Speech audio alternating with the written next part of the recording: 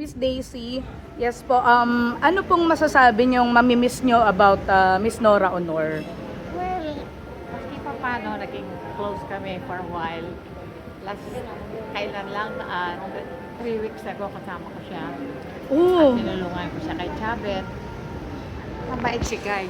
Mhm. Kaya, wala na tayong superstar. Mhm. May si rest in peace. Siguro si Lord hinahantay na siya. Mhm. Ano pong masasabi niyong fondest memory niyo sa kanya? Nung kasama kami kasi dinala namin sa Hong Kong ni Chabit yan para kumanta siya doon sa mga mga kababayan ni Chabit na Ilocano. So kumanta po si kumanta Miss siya Nora. but that was a long time ago. Mhm. And then, yung 3 weeks ago nga tumawag naman siya sa akin. Ang last word pa niya sa akin dahil tinulungan ko nga siya. Mhm. Sabi niya, Ate Daisy, alam ng Diyos kung gano'ng kita kamahal. Mahal din kita, Guy. Mhm.